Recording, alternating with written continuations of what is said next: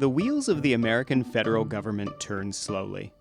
Laws often wind their way through Congress and the Senate at a snail's pace. So, when an emergency requires quick, direct action, the president can invoke a set of powers to bypass the normal systems of decision making. This authority is meant to be little used and short lived, but that's not what's happening. The emergencies are ever expanding, and so are the president's powers. Welcome to the Politics of New America, exploring and explaining the policies of the American government in this era of radical change. On the show today, how America's rules around national emergencies are being used by the Trump administration to reshape the nation and the world. I'm your host, Nathan Stone, and with me is show producer Josh Carmody.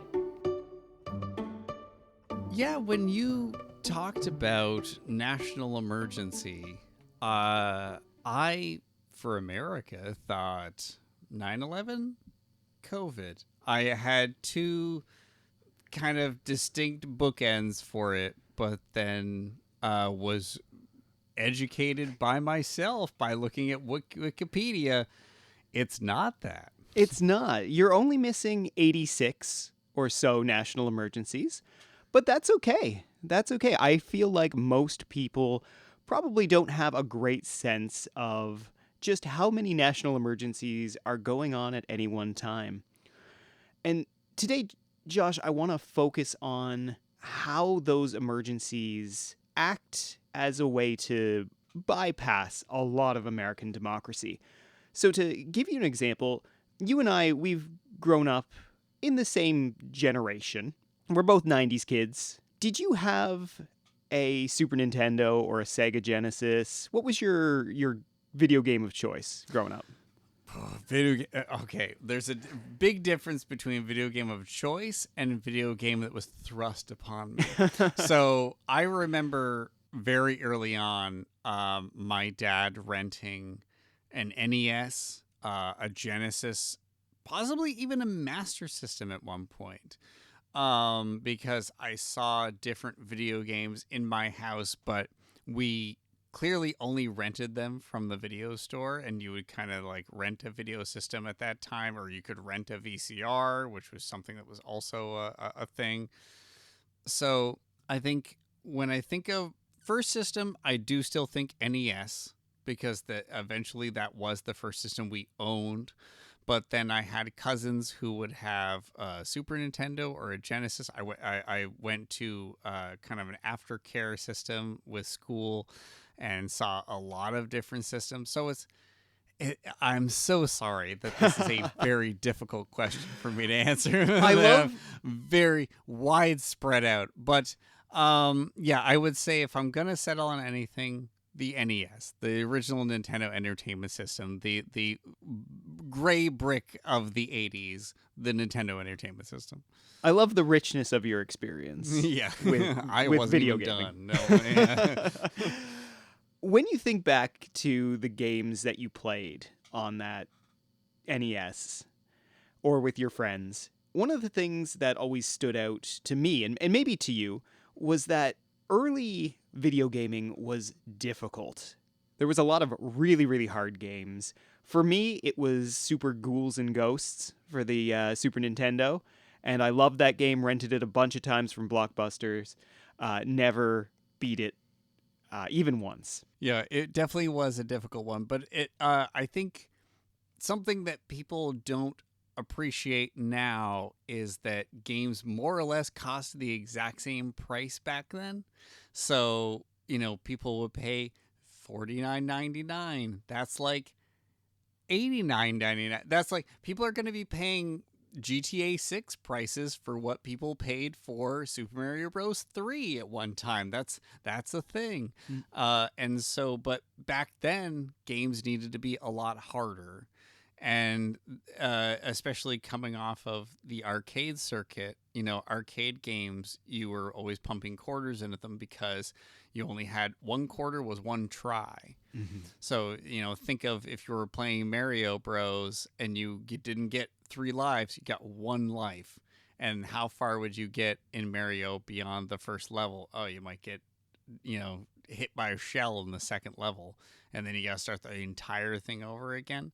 So there was kind of a give and take with where people were developing games and how they would do them. But yeah. You've set me up so perfectly. Thank you. Yay. These games were hard, and they were hard by design, because this was how arcades made money. When they were ported to home consoles, they either kept that difficulty, or in sometimes when they designed games, they would design them to be difficult, thinking about the rental market. They didn't want you to rent it once and beat it. They wanted that you coming back for more. And strangely enough, this is a lot like the American legislative system. It is hard by design. Most bills will fail. That's the way the system works. So if, Josh, you're a legislator, you introduce a bill, there's about a 3 to 5% chance that that bill will get all the way through either the Senate or the House, and eventually get signed into law. Hundreds of bills, a handful of them make it through. Yeah, all I know about bills I learned from Schoolhouse Rock, so I Best don't education have, you can get. It's true. So because of this, everything moves very slowly. Bills need to go to committee. They need to be argued. The shareholders, stakeholders need to be talked to. Industry gets involved depending on the bill. Special interest groups get involved. Everything around legislating American laws is slow by design because the designers wanted well thought out laws. They didn't necessarily want things to be passed quickly. And there's nothing wrong with that. However, that doesn't always work in a quickly changing, quickly evolving world where sometimes really bad things happen or just really sudden things happen and you want to respond to them in a faster way. So that is kind of why these national emergency powers exist. But to go back to our video game metaphor here, which I would love. Yeah, the emergency powers are akin to putting in a cheat code or plugging in a Game Genie and going through the code book and giving yourself really hitting things off for the millennial crowd. Giving yourself unlimited lives, invulnerability. That is what these national emergency powers do. And the issue with that is it can be very tempting to use these powers when you know that Congress and the Senate is going to take forever. So things that aren't necessarily emergencies, things that we wouldn't as everyday people consider emergencies, become emergencies because of the expediency with which you can govern through national emergencies. Mm-hmm. Every president since the National Emergency Act was signed in 1976 has invoked multiple national emergencies.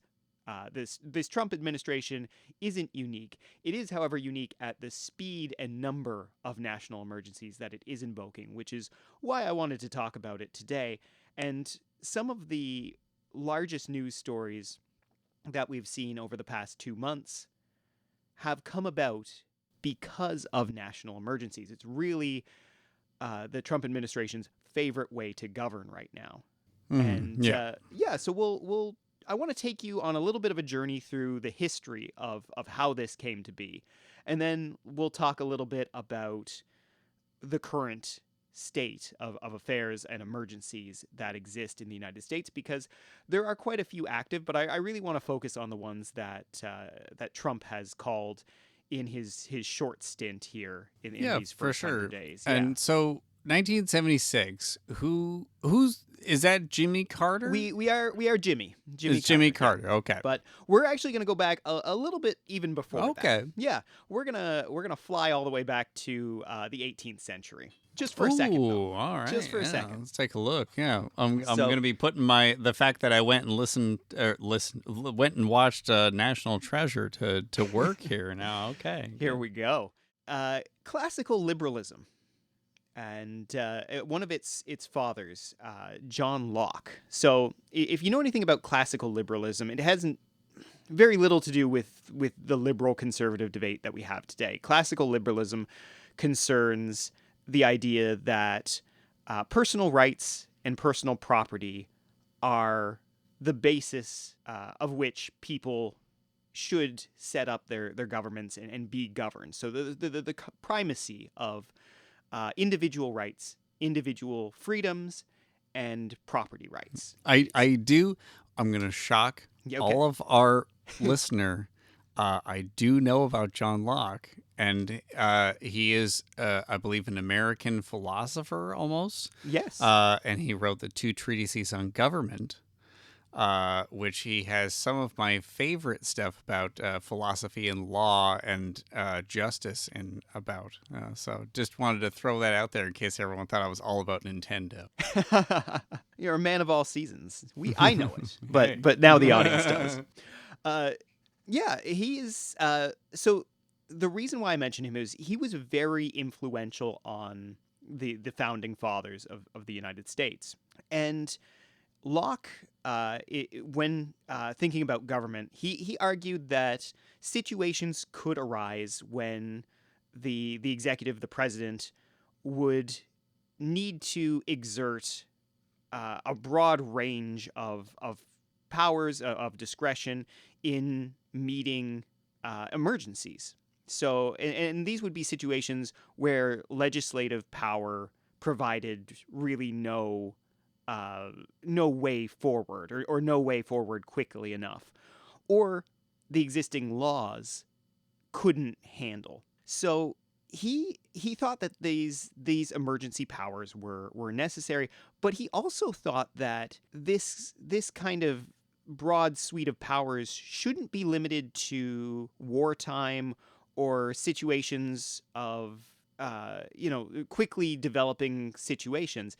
He thought it was sufficient so long as the executive, the president, was working in the public good. As long as the public good was served by this, he was all for the president making these kind of unilateral decisions to say, I'm going to call this emergency to fix this problem because it will make life better. Mm-hmm. And so they were the early days of the kind of national emergency thinking in the United States was very much influenced by Locke.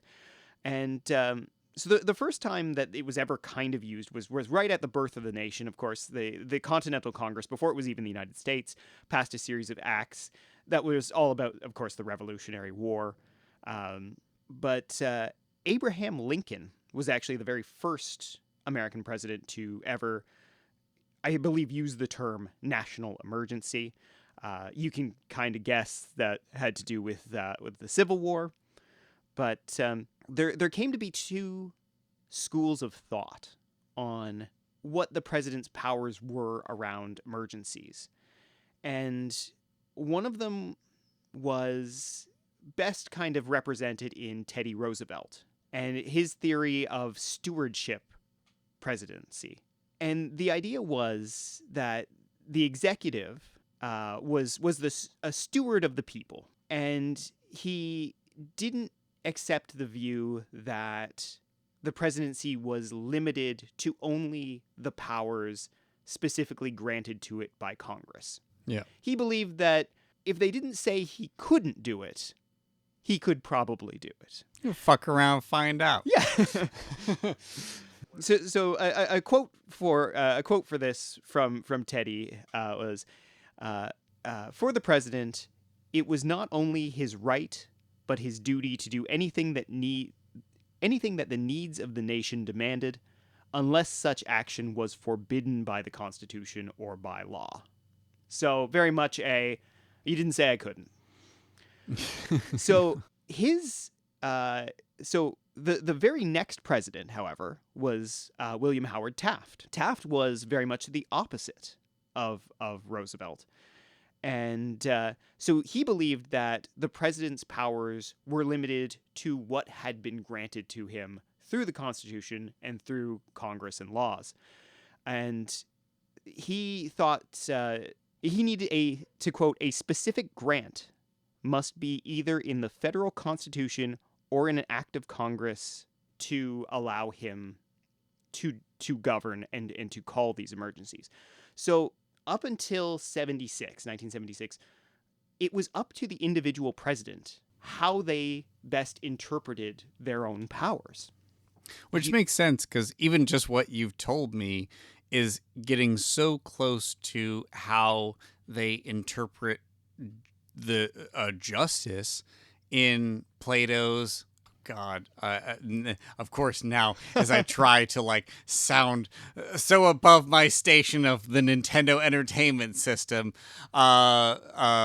Plato's in Plato's Republic, they talk about what is justice, and kind of have like a three-sided argument about the different types of justice, and how they're talking about governing is very, very similar. And you've hit on it perfectly, because the Republic that is the United States has taken so much from the philosophers of the 17th, 18th century, which took so much from that classic Greek thought. Yeah. And yeah, you've drawn basically a straight line back to the past, and that's how it is. These Yay. are questions that we've been trying to answer Western civilization since Western civilization started, and we still don't really have good answers here, as we're going to find out.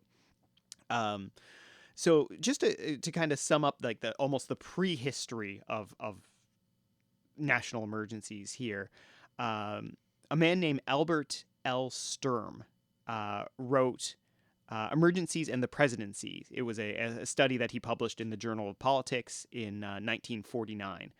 And he said, emergency powers are not solely derived from legal sources. The extent of their invocation and use is also contingent upon the personal conception which the incumbent of the presidential office has of the presidency, and the premise upon which he interprets his legal powers. In the last analysis, the authority of a president is largely determined by the president himself. And that is still true to this day. Mm-hmm. The Act of 76 codified it to a greater extent than it had been before. Before, it had been a hodgepodge. But this idea of the president determining his own authority is still kind of bedeviling American politics to this day. I think goes in line with a lot of what they've said about their own, maybe perhaps lionizing or deifying of their own kind of founding fathers, that they can do no wrong. But as much as they say things philosophically that still work to this day from the founding fathers, there is so much that does not, and there needs to be a willingness to, allow that to change. Yeah, the system built by the Constitution was so perfect and flawless that we're only on 27 amendments to this point. of the Constitution. Of the correct? Constitution, Yes. yeah. Okay. Yeah. I feel like we should be like up in like the high 300s by now. Like, okay, all There right. used Okay. to- Cool. There used yeah, to be whatever, a lot yeah. of momentum with amending the Constitution, and it's really fizzled out over the past little while. And there's probably some reasons for that, but Oh, so I'm sure. why change this system, right? Why do we need this Yeah. act in 76? Well, a big part of it was Roosevelt in the longest tenured American president ever, served for just over 12 years. Yep. And starting with him, presidents, and he was really the catalyst, started asserting the power to declare emergencies without limiting their scope or their duration, and without citing relevant statutes, and without congressional oversight. So Roosevelt was the first of the presidents that really just kind of took to the national emergencies and said, oh, I can just do things with this. This is great. Don't worry about it.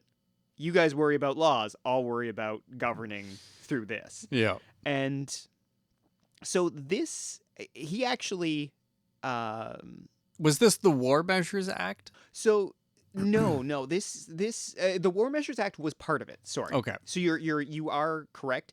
A lot of what he did through Mhm. War Measures Act, but there was a lot of different statutes Yeah. and things that he could use to do this. Okay. And so much of what occurred kind of during Roosevelt's era, being the Great Depression leading into and through the Second World War, were by and large special circumstances because of yeah. everything going on. So Yeah. you can kind of forgive the guy for using national emergencies more aggressively than some of his peers. So in 1973, the Senate it investigated the state of national emergencies in the United States, and actually discovered that 4 declared emergencies remained in effect because just no one had thought to cancel them. The 1933 banking crisis was still in effect in 1973. As you do. Yeah. A 1950s emergency with respect to the Korean War. A 1970 emergency regarding a postal worker strike, and a 71 emergency in response to inflation. Something really like hits me in the soul that like they were like, oh, this postal worker strike, can't let this one go. they're coming for us in our sleep. Yeah, so they started thinking and studying national emergencies, and there was so many different provisions of statutory law that were contingent on a declaration of national emergency. They found as many as 500. So these were kind of special powers and things that presidents had done. And so in going back and kind of figuring out, okay, what is this power? How was it used? They realized that in declaring a national emergency, the presidents opened up a Pandora's box of 500 odd special powers that they could use. A lot of cheat codes for the American democracy. A real game genie, if you will. And so yeah, that's what that was the catalyst for the 1976 National Emergencies Act. Now, ever since that time, presidents have invoked this act with some other kind of statutes as well to declare national emergencies, and it has dialed back their powers somewhat. But as we'll see, the president still wields enormous power in a national emergency. All right, let's cover the act itself. So the National Emergencies Act passed September 14th, 1976. It ended all previous national emergencies, which was kind of a nice way to start fresh. And then it formalized the emergency powers of the president. So after the Senate had looked and found all of these crazy powers that the president could have, they said, why don't we start writing some of this down? And so that's what they did. Yeah, why not? Yeah. And so the act empowers the president to activate these special powers during a crisis, but does impose certain formalities when he invokes them. So this is why you see when Trump declares a national emergency, it's through an executive order, right? It's the formalized process of that declaration. This is where things get funny, because they did codify the emergency powers. However, there is some disagreement now about how many powers there are. Outside institutions have also studied what powers the president wields during a national emergency. And so Congress said there's 136. The Brennan Institute, which is an American institute that studies politics and does a lot of work around this, identified 150. So what you want to understand, though, is there's many powers that get activated. A lot of them are very specific and deal with federal bureaucracy and replacing, appointing, that kind of thing, and shuffling people around, moving money around a little bit. There are, however, some incredible, sweeping, broad powers that are activated, and some that were given to the president, and when they were first introduced, weren't particularly controversial, and they didn't think that these were going to be world-altering powers. So these 150 odd powers that the president has, 137 of these are left to the president. As soon as he declares a national emergency, boom, he's got this big playbook of powers. 13 of them require a declaration from Congress, which means that Congress must have declared this national emergency to give the president these powers. Because these are the big boys. These include, but are not limited to, suspending all laws regulating chemical and biological weapons, including the ban on human testing,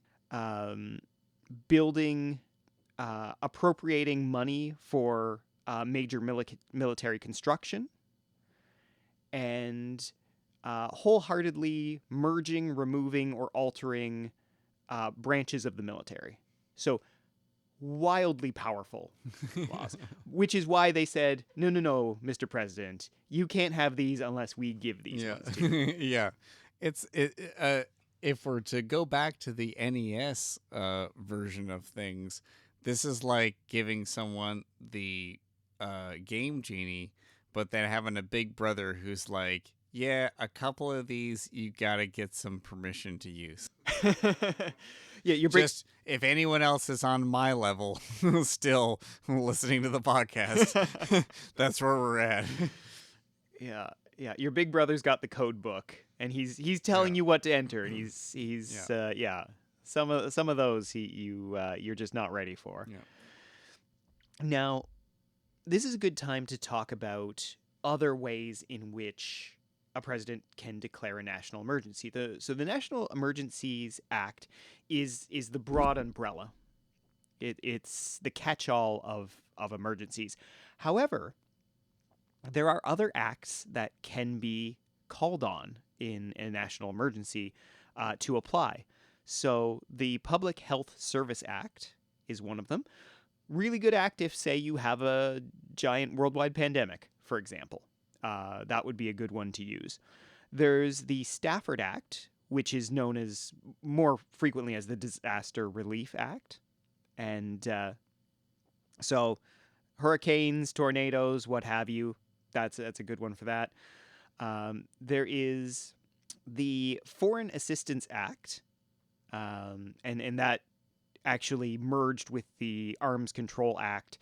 Basically, that one is more to do with taking money or equipment from American supplies and giving it to countries who are facing invasion or you want to support militarily. Not super frequently used. And then there's the big boy. Just to be clear for our audience, all of the crazy stuff you've heard in the news over the past 2 months, everything to do with tariffs, President Trump's almost entire economic policy comes down specifically to this.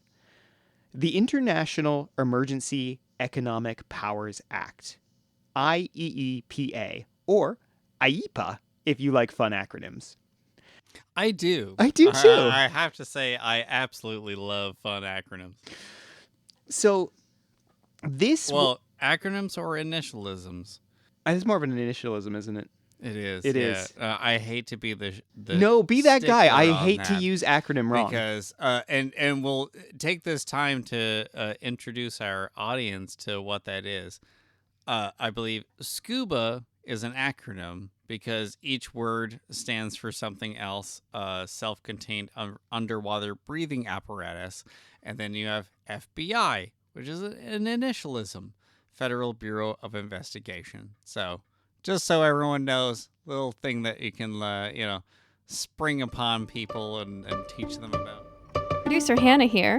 Currently, the space is not in use. If you would like to hear your ad here at the beginning or at the end of the show, you can contact us at hauntedmouseproductions@gmail.com. Back to the show. So, what this allows the president to do is to regulate international commerce after declaring a national emergency in response to any unusual and extraordinary threat to the United States.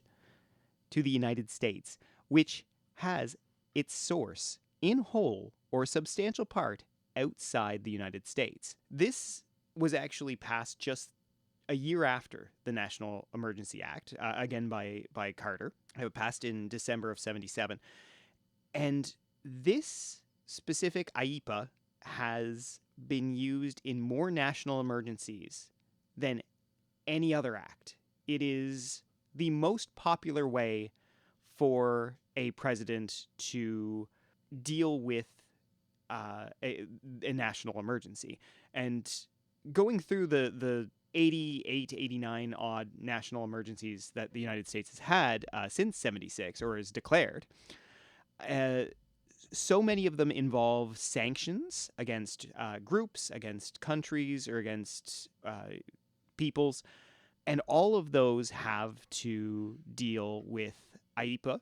6 of the 8 national emergencies that President Trump has declared since taking office for the second time use IEEPA as the basis for his emergency powers, including all of the big boys. So the tariffs against Mexico, Canada, and then his reciprocal tariff plan that has since rolled out and has been partially rolled back, at least as of this recording.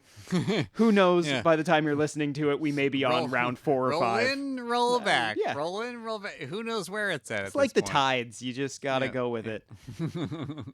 So it's important to understand that the president, under any other circumstances, cannot levy tariffs. He does not have power of the purse. That power belongs to Congress. Power of the purse, not only in terms of taxation, in terms of tariffs, but in funding.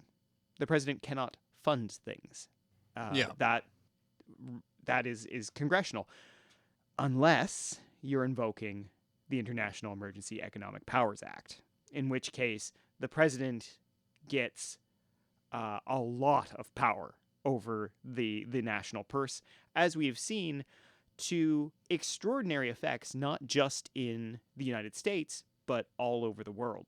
So this is where we stand right now.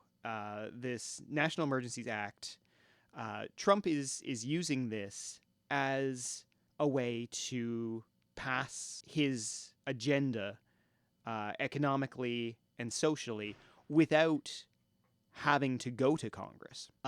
Now, I thought it might be fun to kind of compare and contrast how national emergencies are used in the United States with its neighbors. I like things that are fun. Yeah. Let's do it. Let's Yeah. go. So now that we have a basic understanding of how national emergencies work, let's check in with Canada. Now, in Canada, the Emergency Act cannot be triggered by the executive. So the Prime Minister has no jurisdiction to do that. It is a government decision.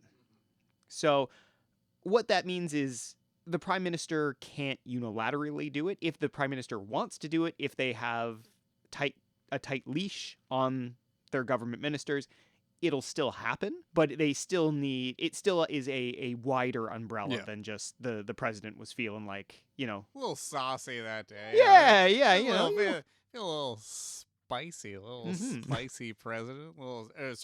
Spicy prime minister. Yeah. So not only that, but the government must consult with the relevant provinces or province that is being affected by the national emergency. It then must be confirmed by the House of Commons and the Senate. So they have to give their approval. It lasts only 30 days without renewal. And the renewal must be done by the House of Commons and the Senate. And in modern history, Canada has used emergency powers 4 times. First was the Second World War. The First and Second World Wars were the first 2. The October Crisis in 1970. And then most recently, the Freedom Convoy in 2022. Canada, as you can see, much more limited, has used emergency powers much less. And the Prime Minister, while gaining a suite of powers that can be quite authoritarian in how they come out. So, for example, in the FLQ crisis, there was basically martial law in the streets, sent in the military. So let's head south of the border now to Mexico, where this one is going to seem a little bit more familiar. So the president may invoke emergency powers, but is subject to restrictions against discrimination to personhood, to life, to personal integrity, to family, name, nationality, children's rights, political rights, freedom of speech, religious liberty, legality, and prohibition against ex post facto laws. So that is prohibition against laws that will be made. The gamut, as Yeah. you will. Capital punishment, slavery, torture, and access to judicial review. So there is a huge caveat on what the president may do during a national emergency. They can't infringe on any of those things I just mentioned.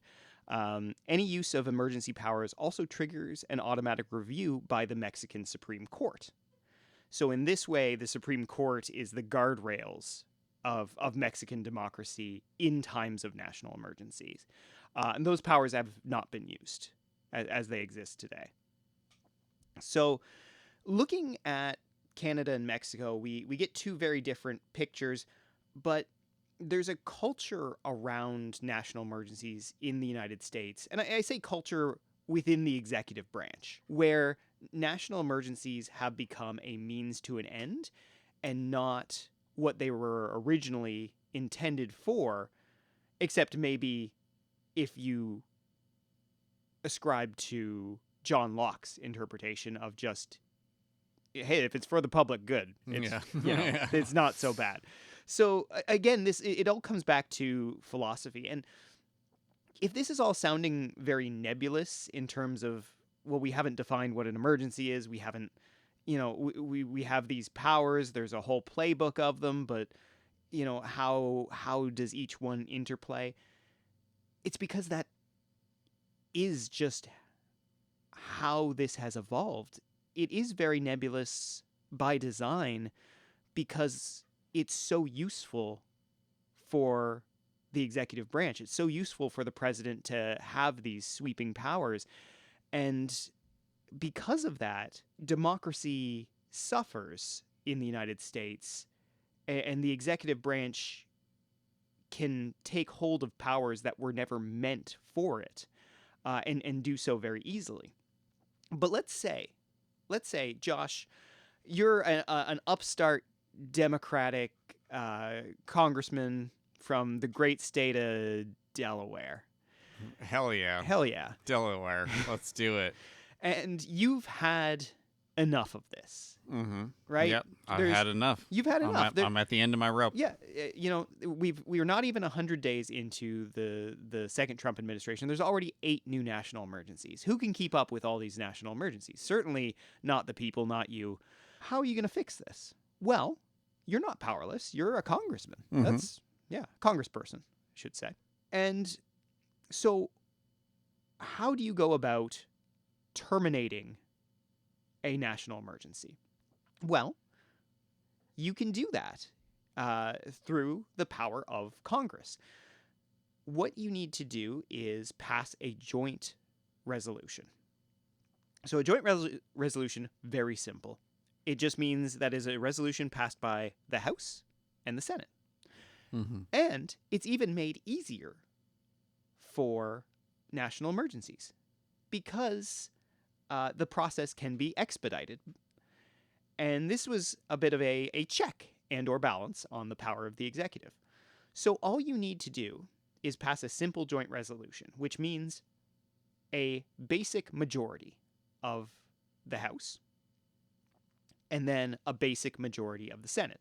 So say you're a Democrat in this session, and you're going to have to convince a few Republicans, right? So there's a narrow majority in the House and a narrow majority in the Senate of Republicans. So you have to say to some of your buddies across the aisle, hey, this is bad. Come vote with us, right? So you're a convincing guy, though. So, absolutely. Not a problem. So you get it. You get it in the House. And you've got some friends in the Senate. And, hey, you got it there, too. You've now passed this joint resolution. No problem, okay? The national emergency is going to end. There's just one tiny little hiccup. And that hiccup is you need the president's signature to pass this. And unfortunately, the president really likes having these national emergency powers. So the president vetoes. He says, I'm not going to sign this. And it gets sent back to you guys. Mm-hmm. So things look glum, but you're not out of luck because you can override a presidential veto. Yeah. However, Oh, yeah, of course. of course, yeah, you now need 2/3 of the House of Representatives and 2/3 of the Senate. And that's why national emergencies don't end. So, Because we can't get anyone on the same page. yeah, unless there was an outright mutiny by House and Senate Republicans, it is very, very unlikely that this any of Trump's declared national emergencies will be overturned and canceled. The other way you could try is through the courts. Mm-hmm. However, that's actually the worst option of the two. And the reason why is because of what we said about everything is so purposefully nebulous. Yeah. So the courts, firstly, are going to take quite a long time and may not come back with the ruling you want because there just may not be anything there for them to say, yes, the president violated X, so we're going to nullify this. Mm-hmm. Your absolute best way to overturn a national emergency through something that's been either through a proclamation or an executive order is to elect a new president who issues an executive order that nullifies the last guy's executive order. Which is crazy. That's insane. I love that I've been holding on to like so much energy inside myself, just waiting to be like, how does anyone get anything done, to now explode onto this mode of just like elect a new president. Easier said than done, my friend. It sure is. It sure is. And so when people get fed up of these kind of things, of these emergencies and these emergency powers, it really is an unfortunate reality that barring the House and the Senate coming together in a way that seems basically impossible in an era of hyperpartisanship, there really isn't a good way, other than replacing the sitting executive, to cancel one of these national emergencies. But there is one more little tidbit that I have. Oh my So, God, please yeah. lay it on me. I want to know. In the National Emergencies Act, there is the statute that says that national emergencies should be reviewed every 6 months to see if they are still relevant. They should be reviewed by committee. It's never happened. It's never happened in the history of national emergencies. They just don't do it. They ignore that part of the act. And it would be, I would argue, a really good idea if maybe they didn't. Maybe they Hey, didn't. could you guys maybe not? Could you guys maybe do something and maybe not? All right. Before we wrap up today, I want to just quickly go through the active Trump administration national emergencies as they exist today when we are recording this in mid-April. Again, when you hear this, there may be several more. He's actually on pace to declare more national emergencies than anyone since FDR. And I will remind you that FDR was president from 1933 to 1945 through the Great Depression and the Second World War. Very tumultuous time for America. Yeah. So, to put a little bit more context on that, Trump has declared 8 national emergencies since taking office.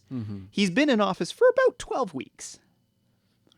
And all but 2 of those use IEPA, our favorite Economic Emergencies Act. And so those 8 national emergencies fall within the 123 executive orders that he has passed, or that he has signed. And those 123 executive orders more than double his first-year tally from his first administration. He signed 55 in that first year of his 2016 win. So it really is incredible just how much Trump is using both executive orders and national emergencies in lieu of letting Congress do their job. He signed his first 3 national emergencies of this round on his first day in office on the 20th of January. He declared a national energy emergency. This one, think of it as the Drill Baby Drill executive order. It wants to open up federal lands for resource extraction, whole bunch of other stuff. I have heard of this, which is terribly upsetting. And I've noticed a lot of people in Europe have been trying to tell them how bad that is because in America there are old growth forests. And there aren't that in Europe because they cut all of them down to make ships that sailed to America. And there just really isn't the same kind of forests, national parks, places that are borderline undiscovered in the rest of the world, or at least in Europe and places that people tend to go to. That doesn't. It's still there in America, and they seem so intent on getting rid of it, and it's upsetting.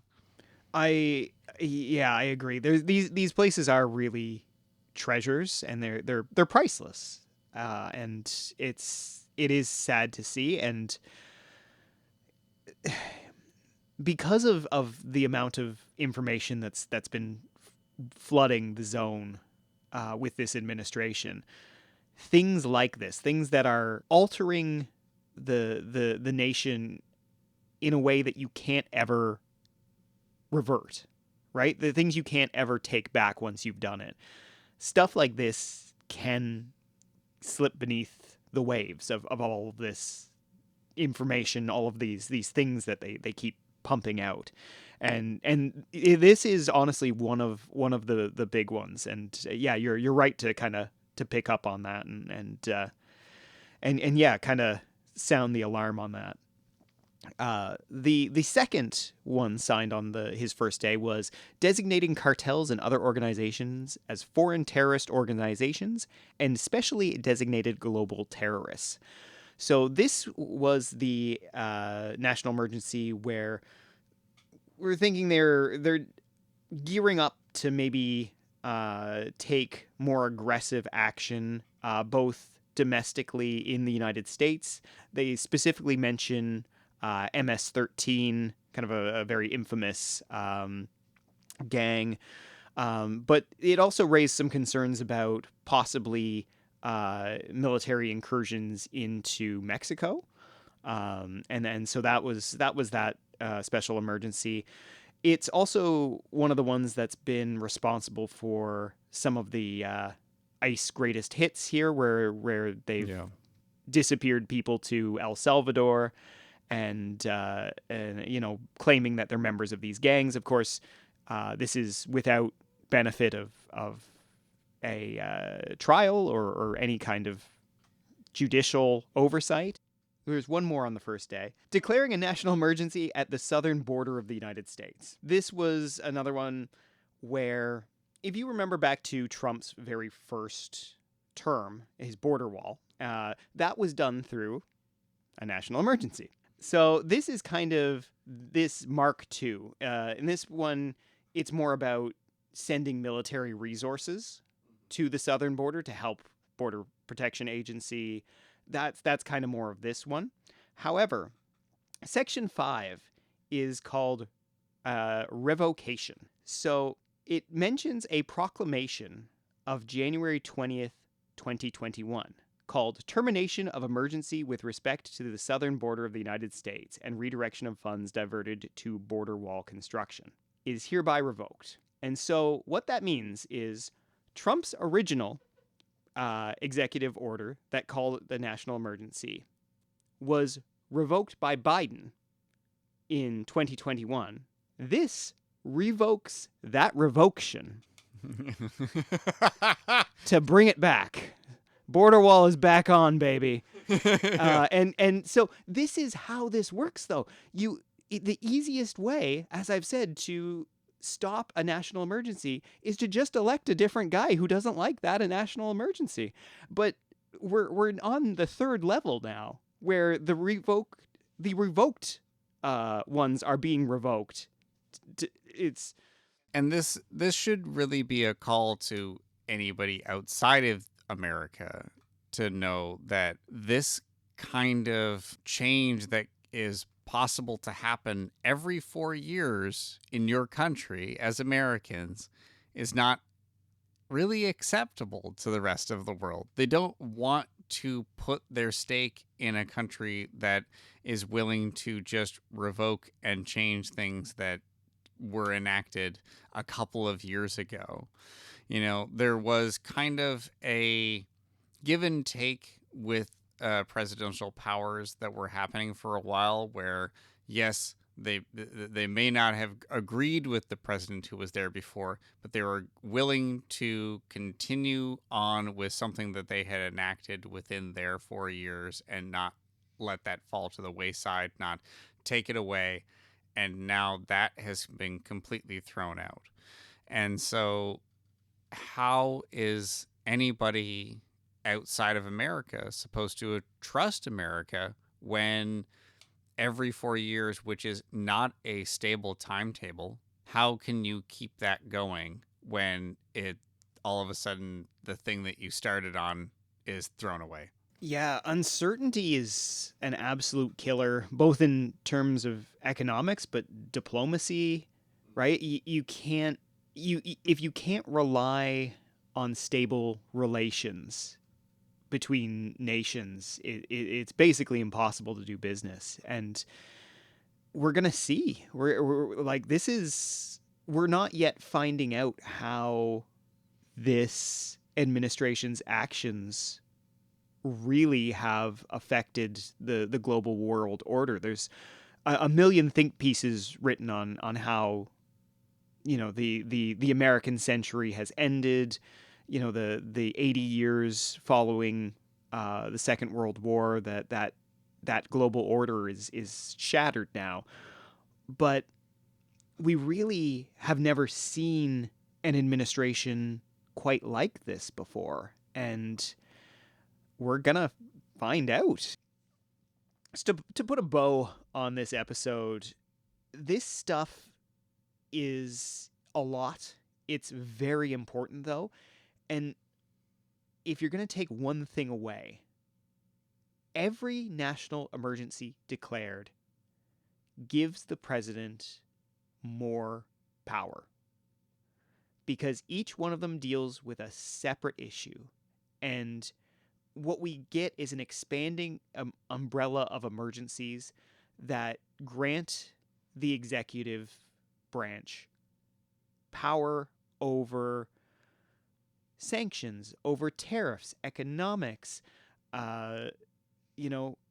what is protected land, what and who benefits from these emergencies, comes down to who the president is and how they think and what they think of each of these individual issues.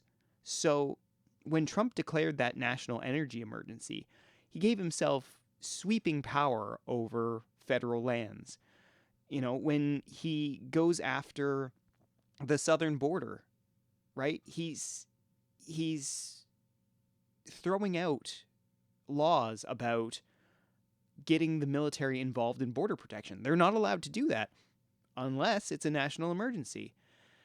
So every one of these builds on the others and creates an executive branch that is far more powerful than it was ever intended to be. Yeah.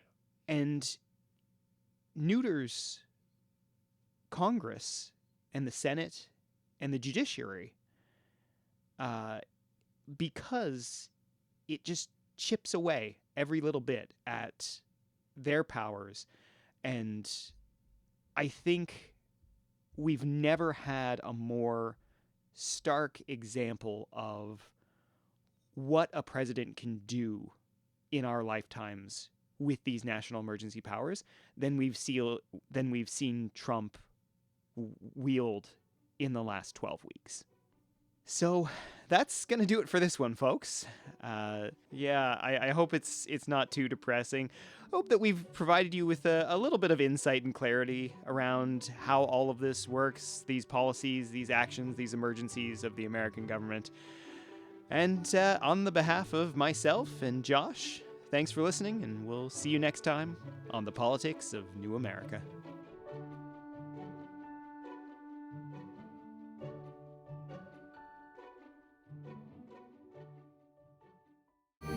This has been a Haunted Mouse production.